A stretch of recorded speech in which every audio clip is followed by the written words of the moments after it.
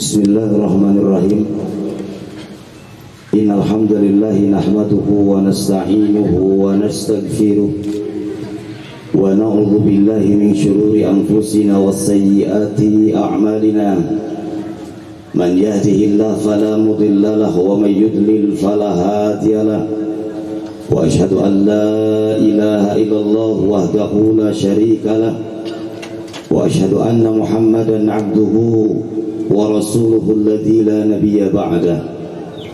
Ya ayyuhalladzina amanu taqullaha haqqa tuqatih wa la tamutunna illa wa antum muslimun. Ya ayyuhan nasu taqu rabbakum alladzi khalaqakum min nafsin wahidah wa khalaqa minha zawjaha wa batha minhuma rijalan katsiran wa nisaa'a. Wattaqullaha alladzi tasaaluna bihi wal arham innallaha kana 'alaikum raqiba. Ya ayyuhalladzina amanu taqullaha wa qulu qawlan sadida yuslih lakum a'malakum wa yaghfir lakum dhunubakum wa may yuti'illaha wa rasulahu faqad faza fawzan 'azima. Amma ba'du fa inna asdaqal hadithi kitabullah wa khairal huda huda Muhammadin sallallahu alaihi wasallam wa syarrul umuri muhdatsatuha. Barakallahu li wa lakum. Segenap puji dan syukur milik Allah Rabbul Alamin, Allah Subhanahu wa ta'ala azza wa jalla, dalam rencana yang indah dan terpatri di Lauh Al-Mahfuz. Pada kesempatan kali ini Allah Subhanahu wa ta'ala mengizinkan kita untuk bersatu padu menyaksikan dua insan yang kemudian Allah Subhanahu wa ta'ala izinkan untuk bersatu di dalam ikatan cinta yang syar'i melalui akdun nikah. Dan ini merupakan kenikmatan yang tak terhingga dan tiada tara. Betapa banyak orang-orang yang merencanakan pernikahan jauh-jauh hari, tapi ketika Allah Subhanahu wa ta'ala tidak mengizinkan, maka tidak terjadi dan terlaksana pernikahannya. Kama qala Rabbul Alamin, wa rabbuka yakhluqu ma yasha'u wa yakhtar. Rabb kalian zat yang maha memilih, zat yang maha menciptakan. Catatan pentingnya yang pertama, betapa banyak rencana kita yang tidak sesuai dengan rencana Allah, dan hakikatul amrinya yang terjadi adalah rencana Allah yang berpadu dengan rencana kita. Begitu Al-Imam Ibnu Athaillah As-Sakandari di dalam kitabnya Al-Hikam, tepat pada hikmah yang ketiga, beliau tegas menyampaikan, sawabikul himam la tahriku aswarul aqdar. Semangat yang menggebu-gebu, rencana yang sudah matang tidak akan terjadi jika tidak berpadu dengan ketetapan Allah Subhanahu wa ta'ala. Selanjutnya, poin yang kedua, hadirin yang berbahagia, perlu kita yakini bersama bahwa khutbah nikah ini bagian dari serangkaian prosesi akdun nikah. Bahkan Al-Imam At-Tirmidzi, seorang imam muhaddis, beliau memaktub judul khusus babun maja'a fi khutbatin nikah, yang redaksinya seperti di muqaddimah. Artinya sepakat para ulama terkhusus Syafi'iyah bahwa khutbatun nikah atau khutbatul hajah sunnatun mustahabbatun ghairu wajibin. Ini merupakan sunnah yang sangat indah yang tidak boleh kita lupakan. Hadirin yang berbahagia, izinkan saya memberikan poin penting nasihat khusus, terkhusus untuk calon mempelai antara Ananda Ruli Maramis dan Neng Iis. Catat yang pertama, hadirkan niat terbaik di dalam hati Ananda berdua bahwa pernikahan bukan dengan serta-merta hanya mencatat status, mengisi posisi, bahkan terlebih ajang sensasi. Tapi catat bahwa pernikahan ini merupakan bagian daripada ibadah. Bahkan Imam An-Nawawi rahimahullahu ta'ala tegas menyampaikan bahwa nikah itu min mu'dhamatil ibadah, di antara serangkaian ibadah-ibadah terbesar adalah akdun nikah. Kenapa demikian hadirin?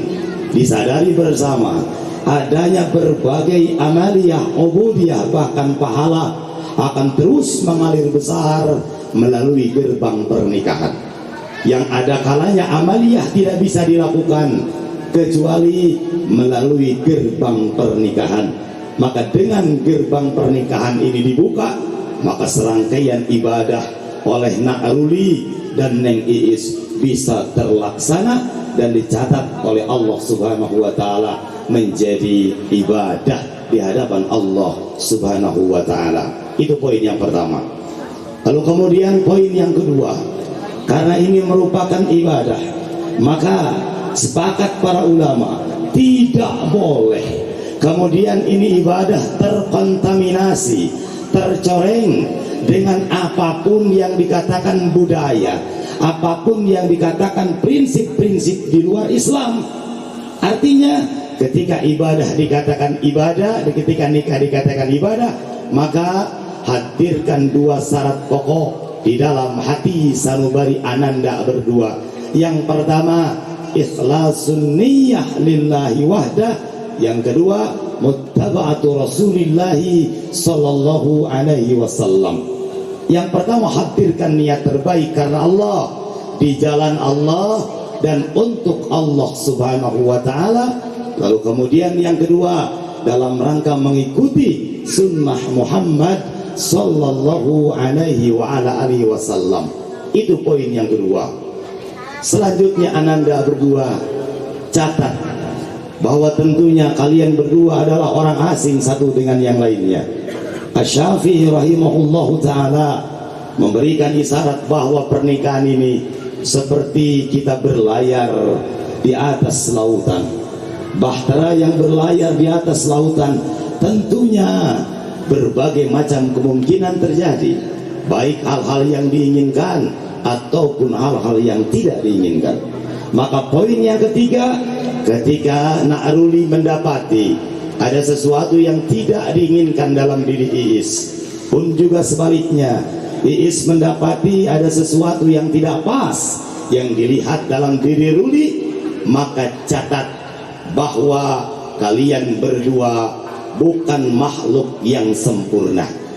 Na'ruli bukan malaikat yang Allah hadirkan ke alam dunia ini, pun juga Iis bukan bidadari yang Allah turunkan dari surganya, melainkan kalian berdua makhluk manusia biasa yang tentunya banyak kekurangan. Ketika Na'ruli melihat kekurangan dalam diri Iis, ingat, jangan mengeluarkan kata-kata kotor, jangan bersikap keras kepada istri, terlebih menyakiti perasaannya. Ingat apa yang dipesankan oleh baginda yang mulia Rasul tercinta Muhammad sallallahu alaihi wasallam dalam satu riwayat yang sahih dikeluarkan oleh Imam Muslim, la yaqra mu'minun mu'minatan in kariha minha khuluqan radiya minha akhar. Awas Na'ruli, kata Rasul, jangan sekali-kali mencaci maki seorang mukmin kepada mukminah. An-Nawawi ketika menjelaskan riwayat ini dalam Syarah Sahih Muslimnya, mukmin di sana adalah seorang suami, mukminah di sana adalah seorang istri. Artinya seorang suami jangan sekali-kali mencederai perasaan seorang istri, baik dengan kata-kata ataupun dengan sikap pada sesuatu yang Na'ruli tidak senangi. Boleh jadi, kata Rasul Muhammad SAW, dalam satu keadaan Ruli melihat keridhaan, di satu keadaan Ruli melihat kekurangan, maka pastikan selalu melihat kelebihan untuk menyempurnakan kekurangan. Poin yang selanjutnya, Na'ruli dan Na'is, kalian berdua ingat bahwa pernikahan ini adalah gerbang awal untuk kemudian membuktikan bahwa kita itu hamba Allah, bahwa kita itu adalah hamba sejati Allah Subhanahu wa Ta'ala.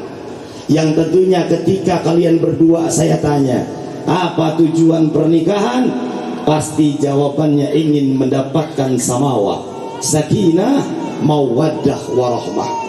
Tidak terkecuali siapapun yang menikah, setinggi apapun jabatannya, di gedung atau di pelataran biasa, ketika ditanya tujuan menikahnya ingin sama Allah, tapi lupa hadirin bahwa yang memberikan sakinah mawaddah warahmah, catat oleh ananda berdua, hanya Allah subhanahu wa ta'ala.